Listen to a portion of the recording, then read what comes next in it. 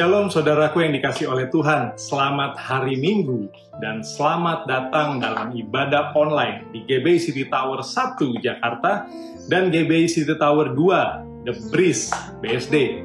Terima kasih buat setiap saudara yang sudah dengan setia beribadah bersama-sama dengan kami setiap minggunya. Saya percaya setiap saudara pasti diberkati oleh Tuhan berlimpah-limpah. Tak terasa kita sudah memasuki di minggu terakhir di tahun 2020 ini. Tak lupa kami juga mengucapkan Selamat Natal buat setiap saudara yang menyaksikan tayangan ini dimanapun saudara berada. Saya percaya Natal tahun ini sangatlah spesial buat setiap kita, karena Natal tahun ini tentunya berbeda dari Natal-Natal sebelumnya. Karena saya percaya saudara dan saya pasti bisa merasakan dan mengalami penyertaan Tuhan, yaitu Immanuel, Allah yang beserta dengan kita dalam apapun kondisi hidup kita. Tuhan itu baik. Amin. Tak lupa juga kami menyambut setiap saudara yang baru pertama kali bergabung bersama-sama dengan kami dalam ibadah online ini. Kami menyambut setiap saudara. Dan jika saudara belum memiliki tempat beribadah yang tetap, mari bergabung bersama-sama dengan kami. Dan jika saudara rindu untuk bergabung dalam komunitas, mari bergabung dalam Community of Love dan komunitas lain yang ada dalam wadah gereja ini. Saya percaya setiap saudara akan bertumbuh bersama-sama dengan kami di tempat ini. Jika saudara rindu untuk dilayani lebih lanjut, mari hubungi nomor-nomor di bawah ini. Para hamba-hamba Tuhan selalu siap sedia untuk melayani saudara. Sebelum saya menyampaikan pengumuman, tak lupa juga saya ingin memberitahukan dan mengundang setiap saudara untuk hadir dalam ibadah pada tanggal 1 Januari 2021. Di situ kita akan dilayani oleh Gembala Pembina kita, Pendeta Niko Nyotora Harjo, dan bersama-sama kita akan mengikuti perjamuan kudus di tahun yang baru. Berikut adalah pengumuman.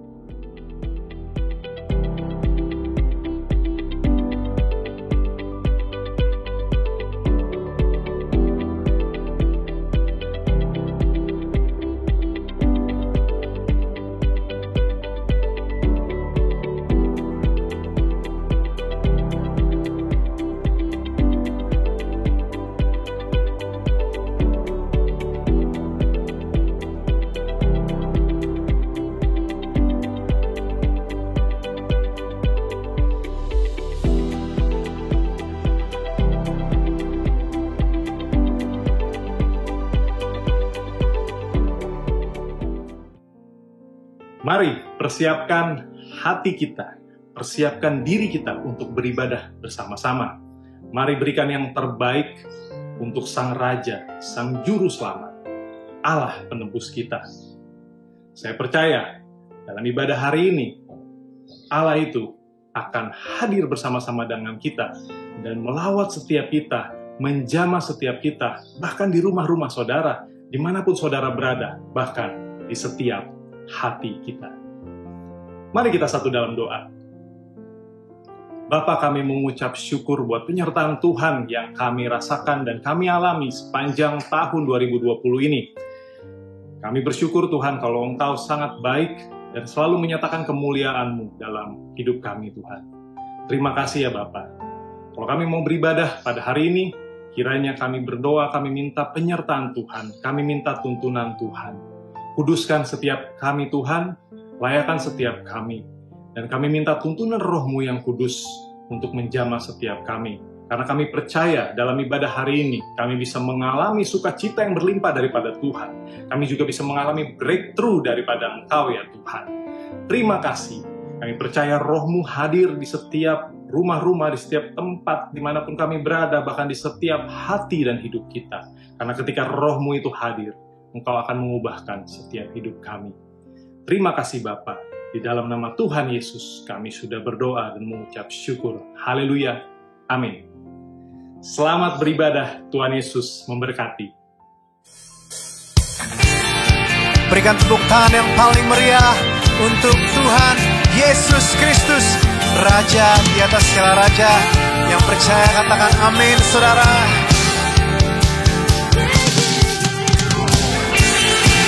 Jangan pernah lupakan kebaikan Tuhan, kasih setianya, rahmatnya. Tuhan selalu ada dalam setiap kehidupan kita. Amin. Ingat selalu kebaikan Tuhan. Dan katakan sama-sama, ku teringat kasih setiamu, pertolonganmu yang tepat waktu. Tak pernah ku berjalan sendiri. Amin. Ku teringat akan kebaikanmu, kau sediakan segala yang ku perlu. Kau berikan harapan yang baru. Angkat tangan sama-sama ya. Oh, dengan apa ku balas kebaikanmu.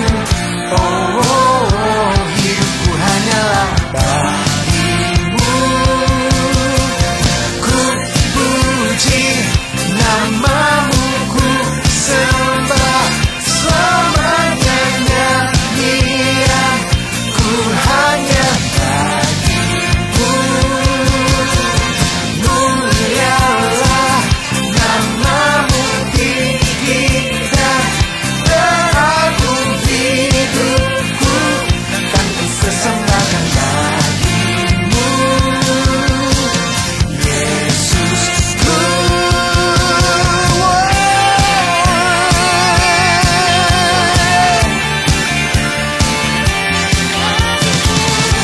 Sukacita Tuhan melimpah dalam setiap kami. Dan kami katakan, ku teringat kasih setiamu, pertolonganmu yang tepat waktu. Tak pernah ku berjalan sendiri.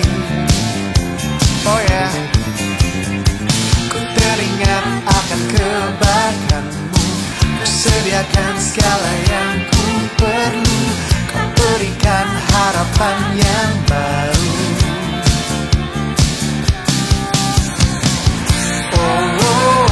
Dengan apa ku balas kebaikanmu. Hidupku hanyalah bagimu. Ku puji namamu, ku sembah selamanya. Nyanyian ku hanya bagimu. Mulialah namamu, tinggi dan teragung hidupku. Kan ku persembahkan bagimu, Yesusku.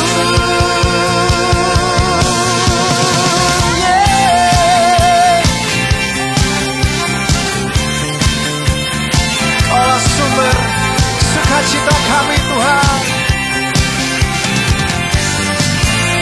Mari tepuk tangan sama-sama saudara.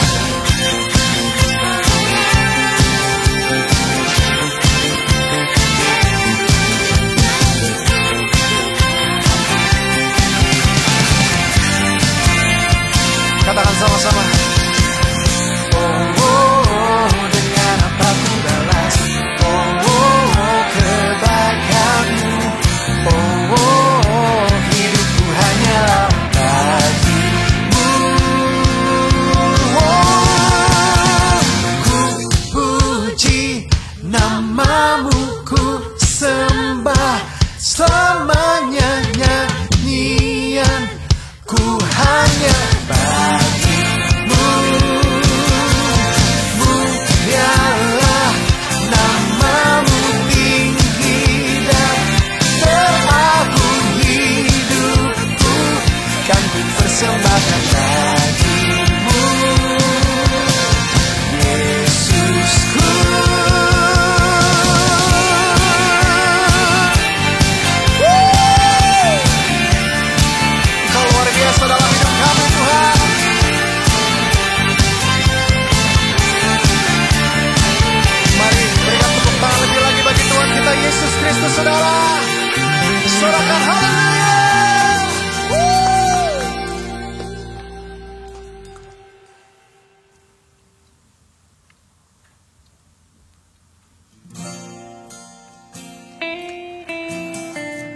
Yesaya 41 ayat 10 berkata, "Janganlah takut, sebab aku menyertai engkau.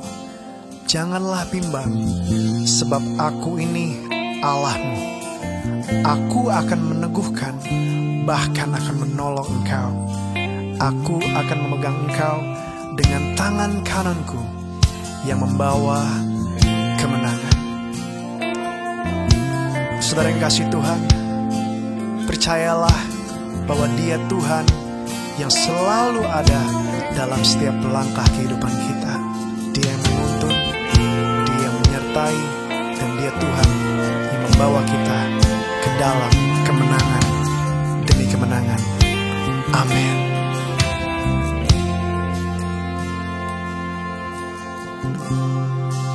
Ku tidak takut, sebab Kau besertaku. Ku tidak bimbang,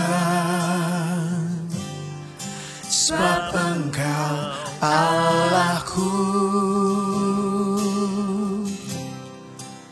Engkau meneguhkanku,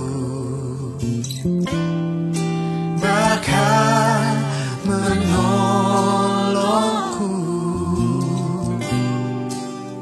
Kau batu karangku, Yesus Tuhan. Yesus memegangku dengan tangan kananmu. Yesus memberiku kemenangan.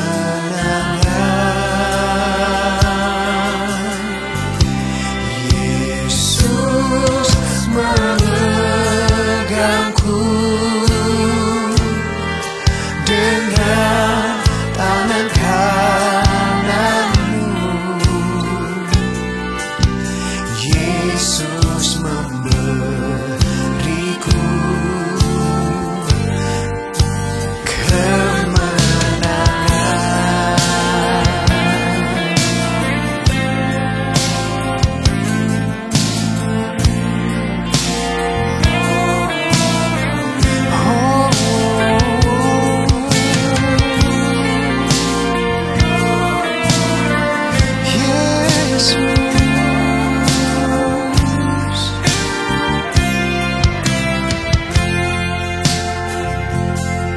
Katakan lagi saudara, ku tidak takut.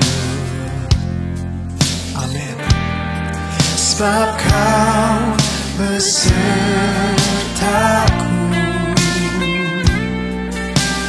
Ku tidak bimbang,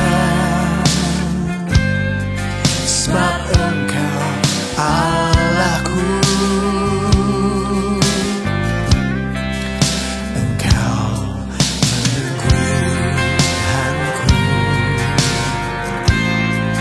Bahkan menolongku. Kau batu karangku, Yesus Tuhan. Yesus memegangku dengan tangan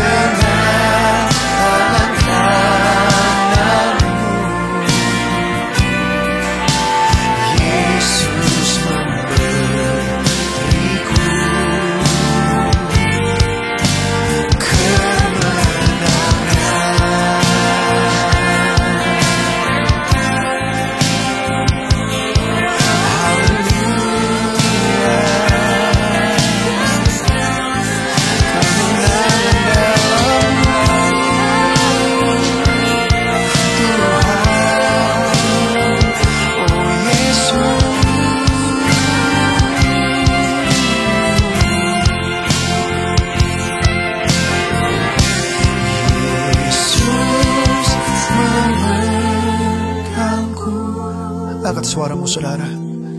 Dengan tangan kananmu, yes, Yesus memberiku kemenangan demi kemenangan Tuhan. Dengan iman katakan saudara, Yesus memegangku dengan tangan kananmu. Yesus memberiku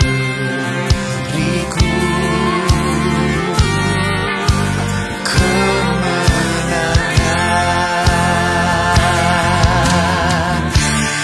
Yesus memegangku dengan tangan kananmu. Yesus memberiku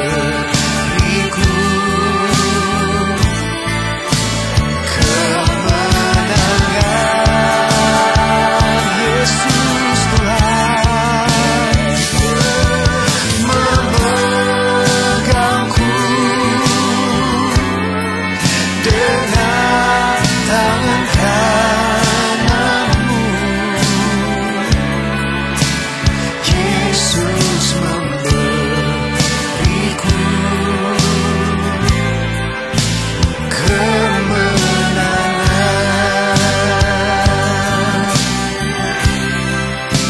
Yesus memberiku,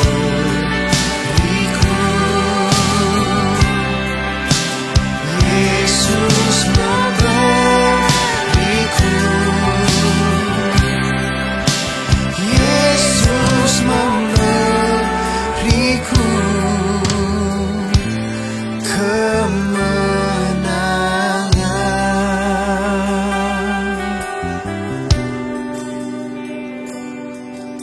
Thank you Jesus. Koralaba shandaralaba kararararabarara.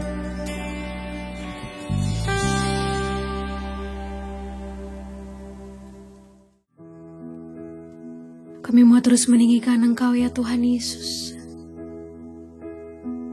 Biar mulut kami menaikkan mazmur ke hadapan-Mu ya Tuhan. Dan biar hati kami penuh dengan pujian yang manis di hadapan-Mu ya Tuhan Yesus. Terima kasih. Terima kasih. Ya Tuhanku, aku hendak bernyanyi bagimu selama ku hidup. Ya Allahku, aku hendak bermazmur bagimu selagi ku ada.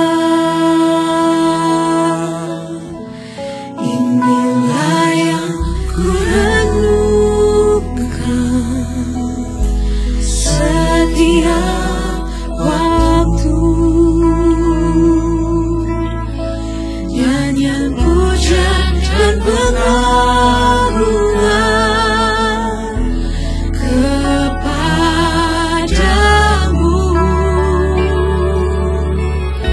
Biarlah manis kau dengar Tuhan, manis kau dengar Tuhan, dan hatiku bersuka karena-Mu. Oh, ini pujian kami, sama-sama kata, ya Tuhanku,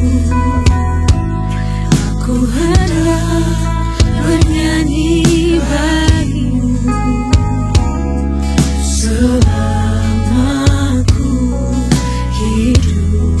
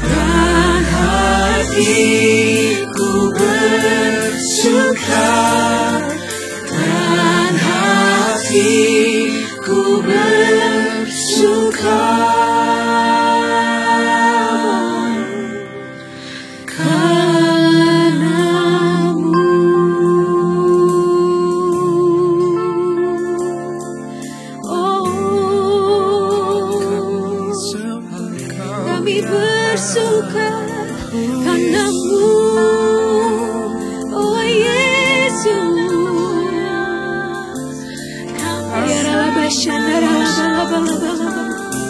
Engkau yang kami tinggikan ya Tuhan Yesus. Engkau yang layak ya Tuhan.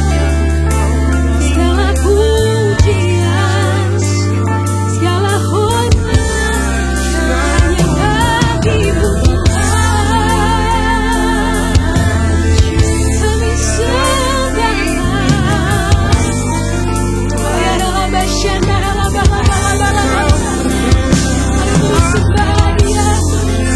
angkat suaramu dari sembah. Oh Jesus, oh Jesus, we worship you Lord.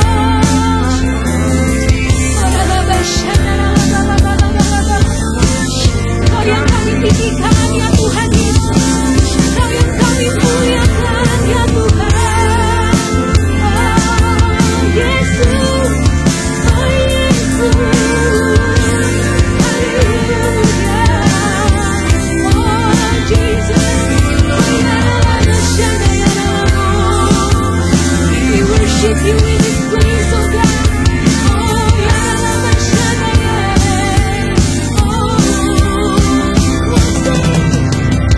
Sembah dan puji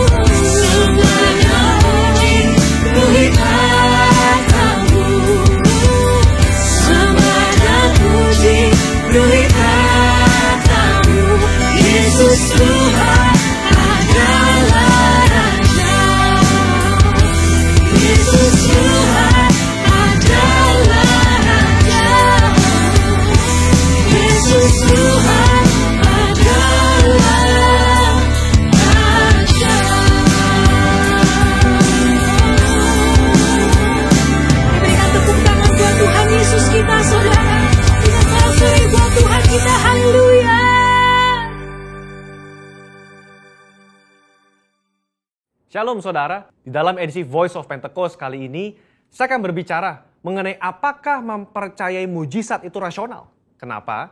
Karena sebagian orang Kristen menganggap orang Pentakosta tidak rasional ketika mempercayai mujizat, karunia roh, suara Tuhan, dan juga nubuatan serta hal supernatural lainnya. Mereka menganggap iman yang rasional adalah iman yang tidak bertentangan dengan hukum alam. Apakah benar demikian? Mari kita simak penjelasannya.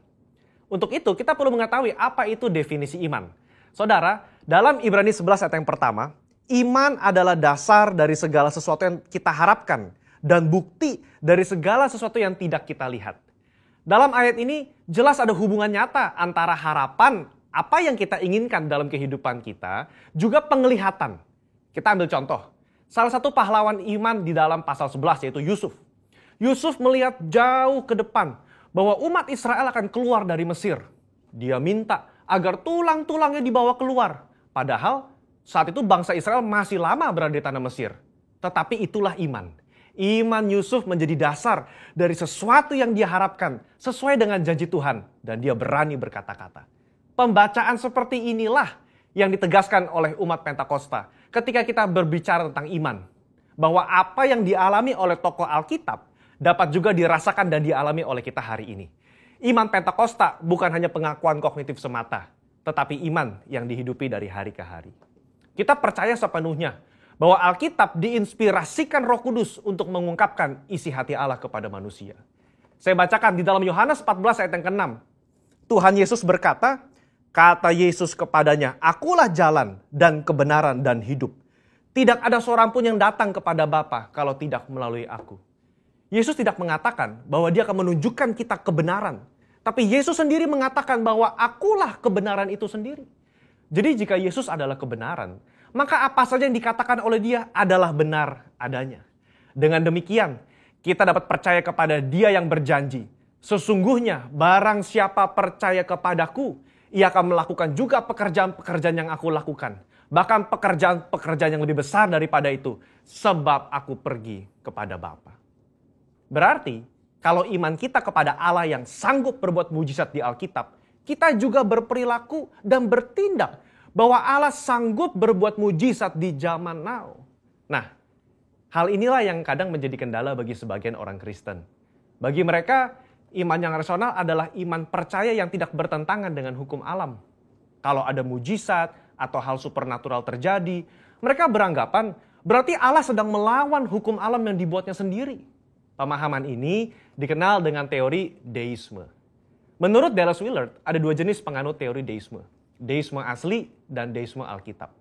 Penganut deisme Alkitab adalah mereka yang mengakui mujizat terjadi di zaman Alkitab, tetapi meragukan bahwa Allah masih bertindak dan berbicara dengan pola yang sama sekarang seperti di Alkitab. Dengan kata lain, Allah mengundurkan diri setelah Alkitab selesai ditulis. Kalau penganut deisme asli, lebih ekstrim lagi.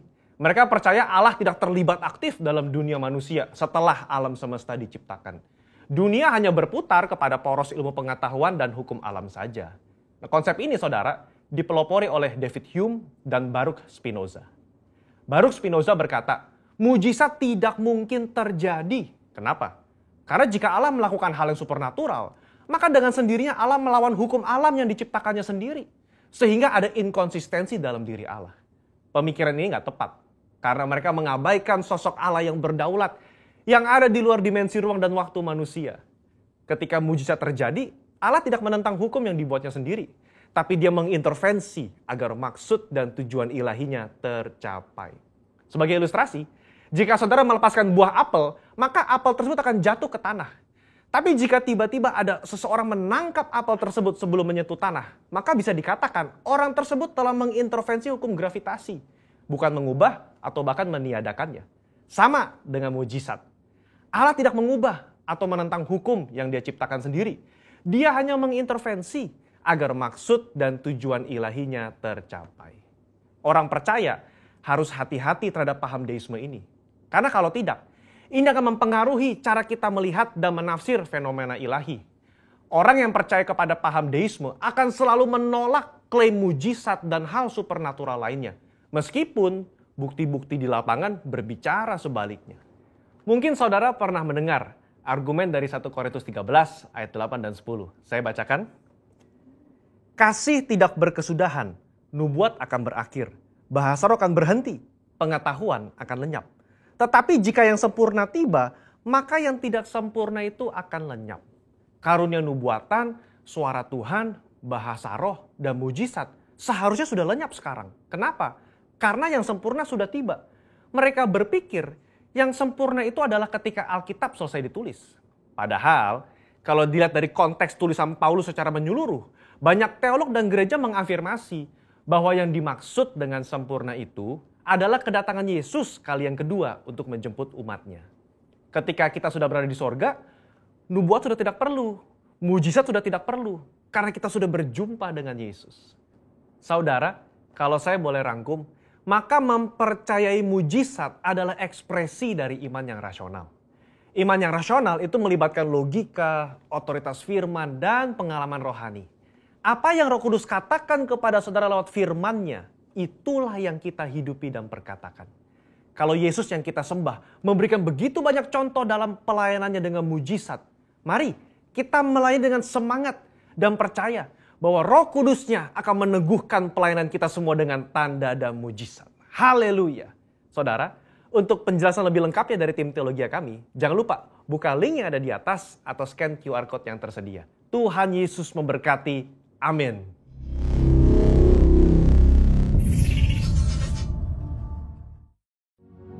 Mari kita sama-sama membaca firman Tuhan dari Mazmur 91. Dalam lindungan Allah. Orang yang duduk dalam lindungan yang maha tinggi dan bermalam dalam naungan yang maha kuasa akan berkata kepada Tuhan, tempat perlindunganku dan kubu pertahananku, Allahku yang kupercayai. Sungguh, dialah yang akan melepaskan engkau dari jerat penangkap burung, dari penyakit sampar yang busuk. Dengan ketpaknya ia akan menudungi engkau, di bawah sayapnya engkau akan berlindung. Kesetiaannya ialah perisai dan pagar tembok. Engkau tak usah takut terhadap kedahsyatan malam, terhadap panah yang terbang di waktu siang, terhadap penyakit sampar yang berjalan di dalam gelap, terhadap penyakit menular yang mengamuk di waktu petang. Walau 1,000 orang rebah di sisimu dan 10.000 di sebelah kananmu, tetapi itu tidak akan menimpamu. Engkau hanya menontonnya dengan matamu sendiri dan melihat pembalasan terhadap orang-orang fasik. Sebab Tuhan ialah tempat perlindunganmu, yang maha tinggi telah kau buat tempat perteduhanmu. Malapetaka tidak akan menimpa kamu, dan tulah tidak akan mendekat kepada kemahmu. Sebab malaikat-malaikatnya akan diperintahkannya kepadamu untuk menjaga engkau di segala jalanmu. Mereka akan menatang engkau di atas tangannya, supaya kakimu jangan terantuk kepada batu. Singa dan ular tedung akan kau langkahi, engkau akan menginjak anak singa dan ular naga. Sungguh hatinya melekat kepadaku, maka aku akan meluputkannya. Aku akan membentenginya, sebab ia mengenal namaku.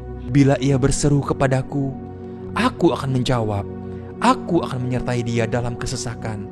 Aku akan meluputkannya dan memuliakannya. Dengan panjang umur akan kukenyangkan dia, dan akan kuperlihatkan kepadanya keselamatan daripadaku. Mari kita terus berdoa untuk Pentakosta ketiga. Pentakosta ketiga adalah pencurahan Roh Kudus yang dahsyat di zaman ini, melebihi yang terjadi di Azusa Street. Pentakosta ketiga akan mengakibatkan penuaian jiwa yang terbesar dan yang terakhir sebelum Tuhan Yesus datang kembali. Pentakosta ketiga akan membangkitkan generasi Yeremia, yaitu anak-anak muda yang dipenuhi Roh Kudus, cinta mati-matian kepada Tuhan Yesus, tidak kompromi terhadap dosa, dan akan bergerak untuk memenangkan jiwa.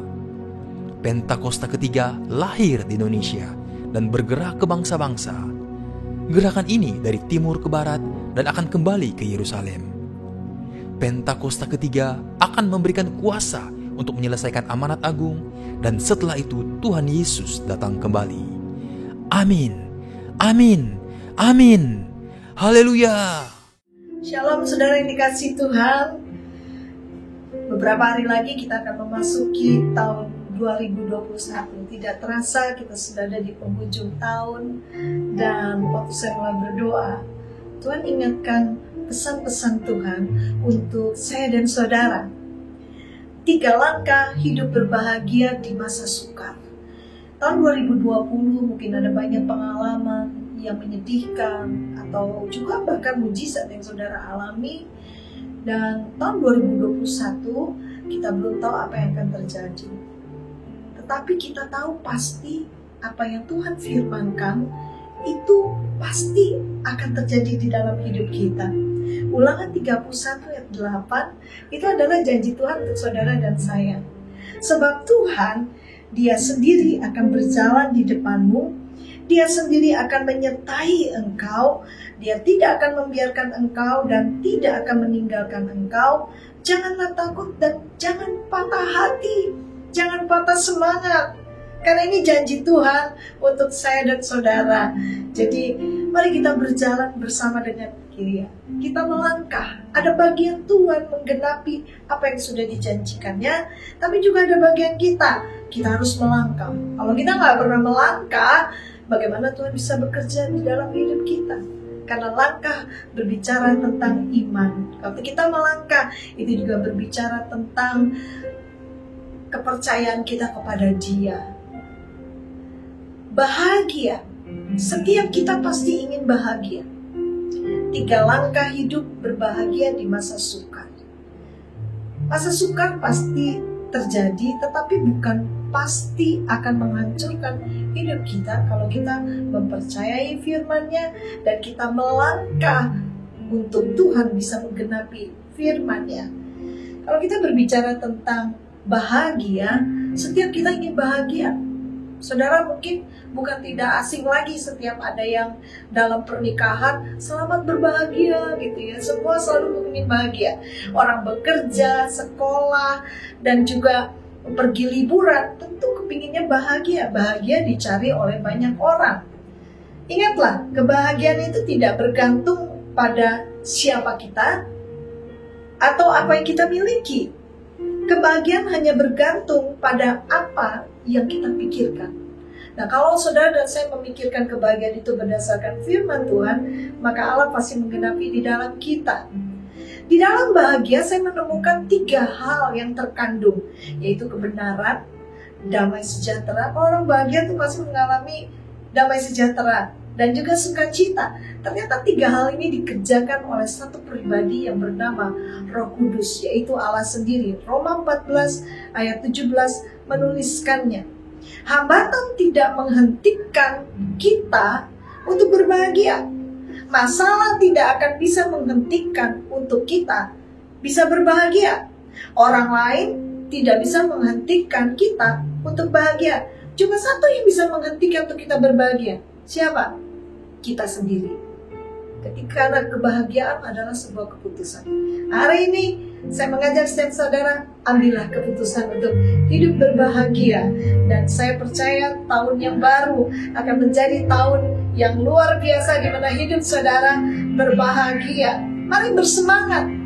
Apa yang dituliskan dalam Amsal 18 ayat 14. Orang yang bersemangat dapat menanggung penderitaannya. Tetapi siapa yang akan memulihkan semangat yang patah? Bersemangat sangat perlu. Dasar dari semangat kita, karena kita mempercayai Allah kita di dalam Yesus Kristus itu setia dan pasti menggenapi janjinya. Mari kita belajar 3 langkah hidup berbahagia di masa sukar. Persiapkan diri kita, dan kita akan melihat sesuatu yang luar biasa yang Tuhan kerjakan di dalam hidup kita. Yang pertama, langkah yang pertama adalah singkirkan penghalang. Penghalang yang menghalangi langkah-langkah kita. Langkah adalah satu sikap berjalan yang ingin menuju ke satu tempat yang menjadi tujuan daripada kita. Singkirkan penghalang. Karena penghalang hanya akan membuat langkah kaki kita terhenti atau juga memperlambat. Dan saya diingatkan ketika saya berjalan, saya suka jogging ya. Jadi waktu saya berjalan, satu kali langkah kaki saya begitu kayak nggak enak di kaki saya. Sakit, tapi tidak terlalu sakit sekali. Tapi saya tidak bisa langkah cepat. Kalau saya jalan biasa atau berhenti tidak sakit. Tapi ketika saya mulai berjalan terus, dan apa yang saya rasakan makin lama makin sakit. Dan apa yang saya harus lakukan selanjutnya? Saya harus berhenti dan memeriksa sepatu saya. Dan apa yang saya lihat, ternyata ada kerikil yang sangat kecil. Dan kerikil itu yang selalu membuat gesekan-gesekan di kaki saya. Meskipun saya sudah memakai kaos kaki. Dan yang saya lakukan adalah saya membuang kerikil itu. Lalu saya berjalan lagi. Dan satu kali ada lagi hambatan yang lain. Hambatannya adalah, kenapa kaki saya begitu sakit sekali waktu saya berjalan? Kalau saya berhenti, nggak sakit. Ternyata di dalam sepatu itu, ternyata jari saya, kuku, terutama kuku jempol itu ternyata udah panjang kukunya. Dan apa yang dilakukan adalah harus menggunting. Karena ketika kuku itu panjang masuk ke dalam daging. Dan itu harus digunting. Dan saya tidak pikir panjang lagi. Saya mulai berusaha untuk menggunting kuku itu. Meskipun bentuknya guntingannya jelek, saya gak peduli. Pokoknya penting tidak sakit lagi. Karena kalau dibuat jalan sakit tidak enak sekali. Nah, apa yang menghambat langkah kita adalah singkirkan penghalang. Penghalang kita nomor 1 adalah seringkali masa lalu kita. Apa yang dikatakan di dalam Yesaya 43:18? Firman-Nya, janganlah ingat-ingat hal-hal yang dahulu dan janganlah perhatikan hal-hal yang dari zaman purbakala. Seringkali kita tidak terpikir hal-hal yang masa lalu yang mungkin kita pikir remeh, kecil, udah lupakan. Tapi ketika kita ada di situasi yang mirip pada saat itu, maka itu seperti membongkar luka yang lama. Dan apa yang kita harus lakukan adalah kesembuhan. Saya menawarkan kesembuhan seperti apa yang firman Tuhan katakan, pengampunan. Pengampunan adalah obat kesembuhan untuk kita bisa sembuh dari masa lalu. Karena sebenarnya masa lalu tidak lagi berurusan di dalam hidup kita. Yang kita miliki adalah hari ini. Dan hari esok belum lagi kita miliki. Dan apa yang harus kita lakukan? Melepaskan pengampunan. Mungkin kepada situasi, keadaan, terutama kepada orang-orang yang pernah merugikan kita, yang pernah memfitnah, yang pernah juga membuat kita menjadi malu. Dan apa yang harus dilakukan? Lepaskan pengampunan. Waktu saudara melepaskan pengampunan, itu tidak merugikan saudara, bahkan menguntungkan. Ingat, kerikil kecil sedang dibuang. Ingat, kuku dijempol sedang dibuang. Jadi, saudara ingat itu. Itu adalah mengampuni dan melupakan apa yang pernah terjadi. Hal-hal yang menyakiti, hal-hal yang melukai di dalam hidup kita, biarlah menjadi sembuh. Dan langkah yang kedua adalah jangan meragukan Tuhan. Mungkin ada di antara saudara pernah mengalami, bahkan pernah banyak mendengarkan kesaksian-kesaksian betapa hebatnya Tuhan. Tapi ketika itu terjadi di dalam hidup kita, masalah, keputusan, bahkan mungkin bingung untuk kedepannya, kita seringkali meragukan Tuhan. Bukankah ini sama seperti orang Israel? Dalam Mazmur 78 ayat 17-22 menuliskan, bagaimana bangsa Israel mencobai Tuhan, meminta makanan menuruti nafsu mereka. Mereka berkata kepada Allah, sanggupkah Allah menyajikan hidangan di padang gurun? Memang ia memukul gunung batu sehingga terpancar air dan membanjir sungai-sungai. Tetapi sanggupkah ia memberikan roti juga? Ini bentuk keraguan dari bangsa Israel yang sudah melihat perbuatan Tuhan yang ajaib. Bagaimana Allah membelah Laut Merah, bagaimana mereka berjalan di padang gurun dan mereka tidak menjadi sakit. Tetapi mereka masih meragukan ini. Lalu atau menyediakan daging bagi umatnya. Ini satu bentuk pertanyaan yang kayak meremehkan, meragukan Tuhan. Dan bukankah itu seringkali terjadi kepada kita? Kita sudah baca firman, kita dengar kesaksian, bahkan kita mengalami bagaimana Tuhan luar biasa. Tapi ketika masalah itu datang lagi dalam hidup kita, masalah yang lain, tantangan yang lain, kita ragu. Tuhan, masihkah Tuhan mau mendengar doaku? Masihkah Tuhan masih mau mendengarkan keluhanku? Dan itu yang merupakan keraguan dari kita. Apa yang dituliskan Mazmur 26 ayat yang pertama? Kepada Tuhan aku percaya dengan tidak ragu-ragu. Ini Daud menuliskannya. Dan kita tahu Daud adalah seorang pahlawan. Di dalam peperangan yang terjadi, Daud selalu mengalami kemenangan. Yakobus 1 ayat 8 dikatakan, sebab orang yang mendua hati tidak akan tenang dalam hidupnya. Kalau saya boleh katakan mendua hati, orang yang mendua hati itu biasanya hidupnya ragu-ragu. Dan itu tidak menjadi tenang. Dan Tuhan ingatkan kepada kita, biarlah kita tidak meragukan Tuhan. Singkirkan penghalang. Yang pertama, singkirkan penghalang yang menghalangi langkah kita. Yang kedua, biarlah kita tidak meragukan Tuhan. Hari ini kita boleh ada, boleh bernafas. Itu adalah suatu bukti kasih Tuhan. Jangan ragukan, karena waktu kita hidup, kita bernafas hari ini, masih ada kesempatan untuk hidup menjadi lebih baik. Masih ada kesempatan untuk kita bisa bertobat. Masih ada kesempatan untuk kita bisa menyenangkan Tuhan dan menyenangkan sesama kita. Langkah yang ketiga, biarlah hidup kita dipimpin oleh Roh Kudus. Karena Roh Kudus adalah pribadi Allah. Roh Kuduslah yang membawa kita bisa mengenal Dia. Roh Kuduslah yang akan memampukan kita untuk melewati langkah-langkah yang tidak mudah. Tetapi kalau kita ada di dalam kuasa Roh Kudus, saudara akan dipimpin. Roh Kudus adalah Roh Allah dan langkah saudara tidak akan pernah salah. Keputusan yang kita ambil tidak akan pernah salah. Nabi Yeskiel mendapat penglihatan yang dituliskan dalam Yesaya 47 ayat 1 sampai ke 5. Bagaimana air yang keluar dari bait Allah lalu mengalir dan keluar dan mengalir dan akhirnya membentuk sungai yang ada. Dan saya melihat ini sebagai air salah satu gambaran daripada Roh Kudus. Ada berbagai macam gambaran atau simbol dari Roh Kudus, minyak, angin, bahkan juga merpati dan anggur, dan salah satunya juga api, dan satu lagi adalah air. Dan air, biarlah kita ditenggelamkan oleh Roh Kudus, sebab ketika kita hidup dipimpin Roh Kudus itu akan berbeda dari apa yang dituliskan dari kitab Yeskiel ini.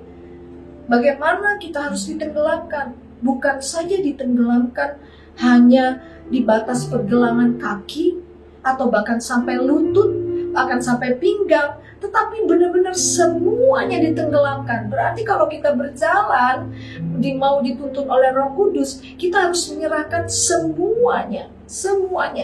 Biarlah kita berjalan di dalam Roh, sebab Roh Kudus, Roh Allah tidak pernah salah. Kenapa kita perlu ditenggelamkan? Karena waktu ditenggelamkan, daging kita mati. Saudara pernah lihat orang yang mati karena kelelep di air? Karena tidak bisa bernafas. Secara rohani, kita bisa katakan bahwa kita perlu ditenggelamkan supaya daging ini mati.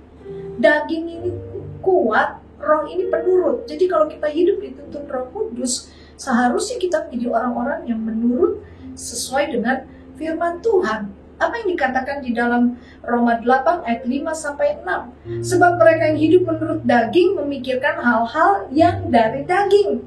Mereka yang hidup menurut roh memikirkan hal-hal yang dari roh. Karena keinginan daging adalah maut, tetapi keinginan roh adalah hidup dan damai sejahtera, kebahagiaan. Jadi relakan diri saudara, dan ketika Roh Kudus menginginkan langkah-langkah selanjutnya, percayalah bahwa itu adalah langkah Tuhan dan tidak salah. Tenggelamkan diri saudara dalam hadirat Tuhan. Waktu saudara membaca firman Tuhan, waktu saudara berdoa, waktu saudara memuji dan menyembah Tuhan, oh, saudara membiarkan dirimu tenggelam dalam hadiratnya. Waktu saudara berjalan di dalam kebenaran firman Tuhan, hidup kudus, itu namanya saudara sedang ditenggelamkan. Kalau ditenggelamkan, kalau mati itu gak enak. Daging itu berontak, aduh sakit, aduh bangun pagi harus baca Alkitab, harus berdoa lagi. Itu gak nyaman. Hobi saudara harus disingkirkan, hobi-hobi yang tentu tidak sesuai dengan firman Tuhan. Film-film yang gak benar, bahkan juga hobi-hobi yang lain, perkataan-perkataan bercanda yang gak ada gunanya, ya, perkataan kotor. Saudara perlu tanggalkan, dan itu adalah kematian daging. Kalau itu yang terjadi, maka kita akan hidup oleh roh. Apa yang tuliskan Galatia 5 ayat 16? Hiduplah oleh roh, maka kamu tidak akan menuruti keinginan daging. Mari saya ingin mengajak setiap saudara untuk hiduplah oleh roh. Berjalanlah di dalam kekuatan daripada Allah Roh Kudus. Ketika daging ini kuat, perbuatan daging itu selalu akan membawa kita pada dosa. Tanda daripada daging kita kuat, kita masih punya keinginan melakukan dosa. Kembali kepada dosa yang lama. Kembali kepada perbuatan-perbuatan yang lama, pikiran-pikiran yang jahat. Tanggalkan semua itu. Sakit memang sakit. Biasa mungkin mau tahun baru, mau acara pesta, saudara harus minum minuman keras, atau bahkan juga kalau saudara nggak merokok rasanya nggak nyaman. Tapi tahukah saudara, ketika kita menanggalkan daging ini, maka roh kita akan hidup. Kalau roh hidup, dia akan menuntun kita ke jalan langkah-langkah yang tidak salah. Dan apa yang dituliskan dalam Yesaya 47 ayat 9, sehingga kemana saja sungai itu mengalir, segala makhluk hidup yang berkeriapan di dalamnya akan hidup. Ikan-ikan akan menjadi banyak, sebab kemana saja air itu sampai, air laut di situ menjadi tawar, dan kemana saja sungai itu mengalir, semuanya di sana hidup. Tahu saudara, Waktu saudara bahagia, bahagia itu bisa menular loh. Orang yang hidupnya berbahagia itu pasti akan menjadi berkat buat banyak orang. Ketika saudara ditenggelamkan di sungainya Tuhan, dalam hadirat Tuhan, daging saudara mati, keinginan-keinginan yang berdosa mati. Roh hidup itu adalah keinginan-keinginan untuk memuliakan Tuhan, menyenangkan Tuhan, keinginan-keinginan yang datang daripada Tuhan dan keinginan untuk berjalan sesuai dengan firman Tuhan. Maka yang terjadi adalah saudara akan berbahagia, saudara akan hidup. Amsal 10:28 mengatakan, harapan orang benar akan menjadi sukacita, tetapi harapan orang fasik menjadi sia-sia. Saudara akan bersukacita, berbahagia. Ingat 3 langkah untuk kita bisa berbahagia. Yang pertama adalah singkirkan penghalang. Jangan bergerak berdasarkan masa lalu, luka-luka di masa lalu. Move on, bergeraklah ke depan. Karena waktu tidak akan pernah bisa mundur. Waktu tidak akan pernah bisa berhenti. Waktu yang kita miliki adalah saat ini, hari ini. Hargai, buat keputusan. Ketika kita buat keputusan benar, maka langkah ke depan kita, hari esok kita juga akan benar. Dan langkah yang kedua adalah jangan meragukan Tuhan. Tetap mempercayai Tuhan, bergantung kepada Dia. Karena Dia yang berjanji, Dia tidak akan pernah mengingkari. Saudara pernah punya pengalaman, kesaksian yang ada, pegang itu dan ingat bahwa Tuhan akan selalu mengulangi perbuatan yang ajaib kepada setiap orang yang percaya kepada Dia dan tidak meragukan Dia. Langkah ketiga, biarlah kita dipimpin oleh Roh Kudus dan berjalanlah. Inilah musim Roh Kudus di mana kita harus bergantung sepenuhnya kepada Roh Kudus. Kalau saudara dengar kata life without limbs, mungkin sama seperti saya akan teringat kepada satu pria yang bernama Nick Vujicic. Dia tidak lengkap, dia tidak anggota tubuhnya, tidak ada tangannya, bahkan kakinya pun juga sangat tidak sempurna. Tetapi apa yang terjadi dari seorang Nick adalah dia banyak memotivasi orang. Tapi tahukah saudara bagaimana ketika dia lahir? Dan mungkin ketika bayi belum menyadari, tetapi ketika mulai bertambah usia, maka Nick akan menyadari, dia lihat kenapa tubuhku berbeda dari teman-temanku yang lain. Aku gak punya tangan yang sempurna, aku gak punya kaki yang sempurna. Dan itu yang dialami oleh Nick sehingga di usia 10 tahun, Nick mengambil keputusan untuk bunuh diri. Karena dia merasa dirinya sangat lain, dia minder, dia malu. Tapi puji Tuhan ketika Nick dipulihkan oleh Tuhan, dia berjumpa dengan Tuhan, dan Tuhan membuat pemulihan dalam hidup dia, dan dia dipakai oleh Tuhan. Dan sesuatu mujizat, sesuatu yang luar biasa Tuhan kerjakan. Seorang pria yang tidak sempurna, tapi hari ini memiliki 3 orang anak, istri, dan rumah tangga yang berbahagia. Apa saudara, kebahagiaan nih ketika dia mengambil keputusan, menyingkirkan penghalang di dalam hidup dia, yaitu apa? Rasa malu diri dia sendiri. Langkah kedua yang dilakukan Nick adalah dia tidak meragukan Tuhan. Tuhan yang berjanji dalam hidup dia. Walaupun kondisi fisik terbatas, tapi iman dia tidak terbatas. Lalu langkah ketiga, saya percaya ini yang diambil oleh Nick. Yang terpenting yaitu apa? Berjalan di dalam Roh. Dia tenggelam di dalam hadirat Tuhan, di dalam Roh Kudus, sehingga kedagingannya mati. Dan kalau daging mati, dia hanya melihat Tuhan. Dia tidak melihat apa yang manusia katakan di dalam diri dia. Sehingga kita lihat apa yang terjadi. Nick menjadi seorang motivator yang memuliakan Tuhan, yang menjadi seorang penginjil. Dan hidup dia banyak jiwa-jiwa yang diselamatkan. Dan hari ini saya ingin mengajak saudara, mari kita ikut 3 langkah ini. Hiduplah berbahagia. Karena waktu saudara berbahagia, saudara akan menjadi berkat buat banyak orang.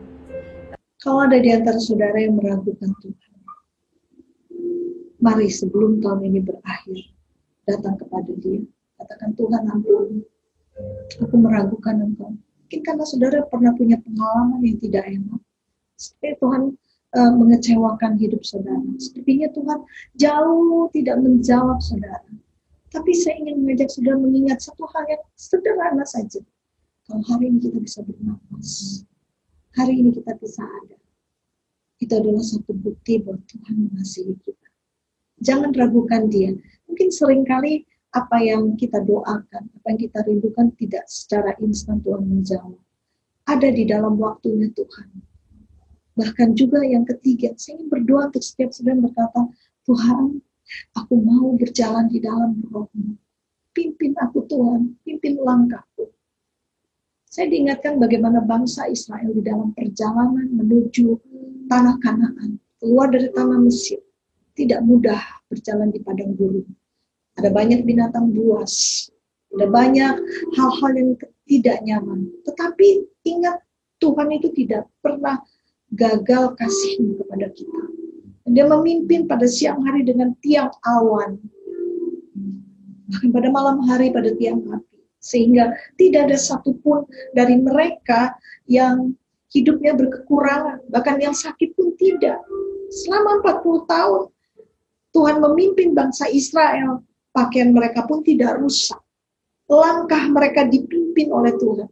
Saya ingin mengajak saudara untuk melihat bahwa pertolongan Tuhan sungguh ada. Dan kalau kita berjalan dipimpin oleh Roh Kudus, kemana saja. Sudah tahu kalau ikan yang mati itu selalu akan ngikutin sungai kan, mengalir kan. Ikan yang hidup itu yang melawan arah yang ada, arus yang ada. Tapi ketika arus sungainya Allah mengalir dan kita ada di dalam sungai Allah ditenggelamkan, kemana saja air sungai itu mengalir, berarti kita ada di dalam sungai itu. Kita sudah tidak lagi bisa berdaya, kita hanya berserah. Orang-orang yang bergantung kepada Tuhan itu adalah orang yang berserah. Tuhan, aku menyerahkan segalanya. Dan kalau kita udah bilang menyerahkan segalanya, berarti daging kita nggak boleh ikut-ikutan. Dan kalau kita menyerahkan segalanya, maka ketahuilah saudara telah siap untuk berjalan dipimpin oleh Roh Kudus. Hiduplah dipimpin oleh Roh Kudus. Sebab itu yang membuat saudara akan bisa berbahagia. Dan tahukah saudara, ketika saudara dipimpin oleh Roh Kudus, kemana saja saudara pergi, kemana saja sungai ini mengalir, maka sungai ini akan airnya membawa kesembuhan. Kemana saja saudara di bawah aliran sungainya Tuhan, dibawa oleh aliran daripada Roh Kudus, maka hidup saudara akan menjadi berkat buat banyak orang. Saya ingin tambahkan bahwa hidup yang berbahagia itu adalah hidup ketika kita menjadi berkat buat banyak orang. Itulah hidup yang berbahagia. Saya punya satu moto, kalau saya memiliki arti hidup, maka saya harus menabur arti hidup.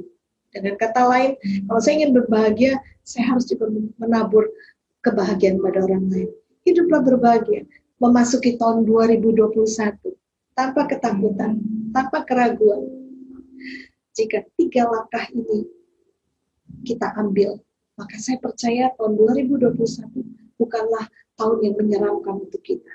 Sekalipun kita belum tahu apa yang akan terjadi, tapi kita ingat apa yang Tuhan janjikan. 3 hal yang jangan kita lupakan, yaitu singkirkan penghalang yang ada. Lalu yang kedua, jangan meragukan Tuhan. Yang ketiga, hiduplah di dalam Roh. Dan saya percaya apa saja yang terjadi di dalam tahun 2021, saudara akan tetap bisa berbahagia. Karena saudara memiliki Dia yang hidup bersama-sama dengan kita. Baik, saya ingin berdoa untuk saudara. Untuk saat ini, saya percaya Roh Kudus yang sama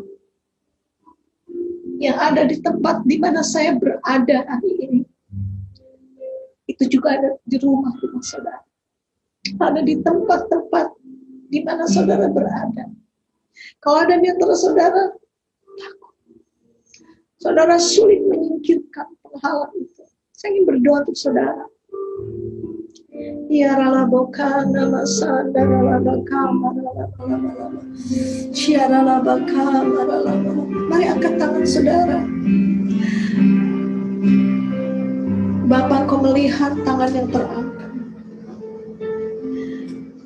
Kalau hatimu terluka oleh karena pengalaman masa lalumu, biarkan Tuhan yang hadir, Roh Kudus yang sama yang hadir di sini, itu juga ada di tempat di mana saudara berada, menjamah, menyembuhkan engkau. Jamah Tuhan, jamah Roh Kudus. Saya ingin berdoa untuk saudara yang meragukan Tuhan. Saya mau katakan, jangan ragukan Tuhan, jangan ragukan Dia. Dan hari ini, biarlah hatimu diteguhkan kembali untuk mempercayai Dia di dalam segala hal. Saya ingin berdoa juga yang ketiga untuk saudara yang berkata, Tuhan, ini hidupku. Aku menyerahkan kepadamu. Aku berserah. Dan aku mau berjalan di dalam Roh-Mu, Tuhan. Karena aku tidak akan mampu berjalan tanpa Roh-Mu menuntun aku. Bapa, hamba-Mu berdoa untuk setiap anak-anak-Mu yang terangkat. Di dalam nama Yesus. Bekerjalah ya Allah Roh Kudus. Bekerjalah, dan aku tahu Engkau ada di sana.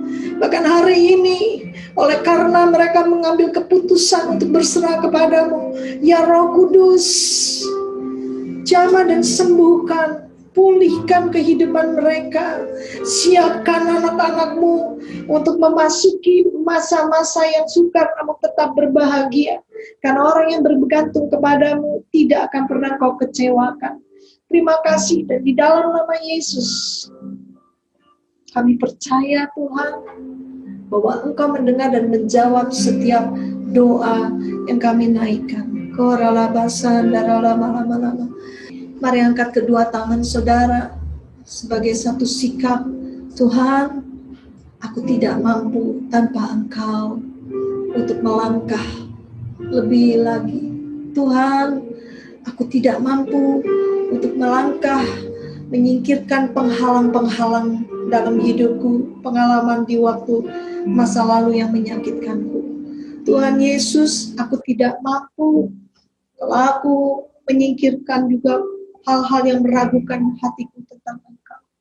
Tuhan, tolong aku untuk aku boleh berjalan di dalam Roh-Mu, sebab aku percaya hanya Engkau yang sanggup, hanya Engkau yang sanggup.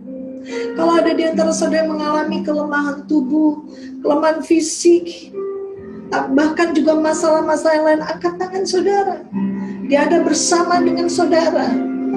Katakan kepada Dia hari ini, bila Engkau tak besertaku, ku tak mau berjalan. Ku perlu Tuhan, pimpin langkahku dengan kasih karunia-Mu. Pimpin langkahku setiap waktu, berjalan dalam Roh-Mu. Nyatakan Tuhan kemuliaan-Mu dan berjalanlah denganku. Nyatakan Tuhan kemuliaan-Mu dan berjalanlah denganku. Nyatakan Tuhan kemuliaan-Mu dan berjalanlah denganku.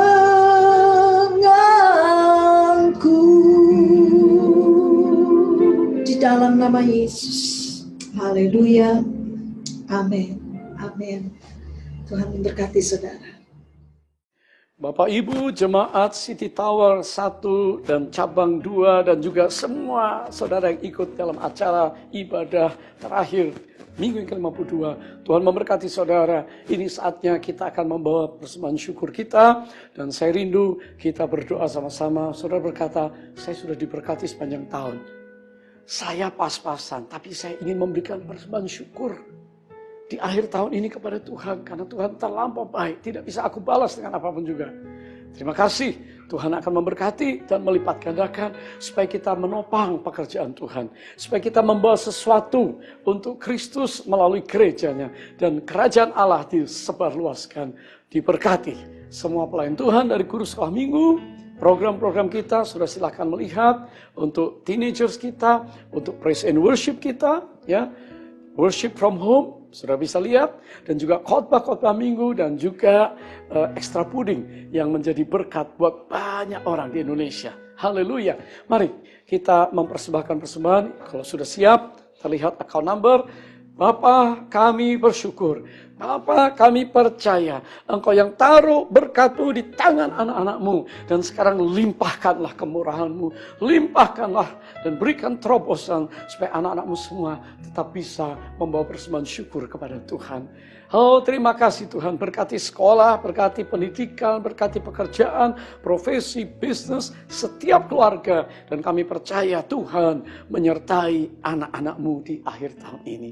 Terpujilah nama Yesus. Sekarang terima berkat Tuhan. Angkat kedua tangan saudara. Kekasih Tuhan, sekarang berkat yang sempurna turun dari tahta Bapa di surga. Di dalam Yesus Kristus Tuhan kami.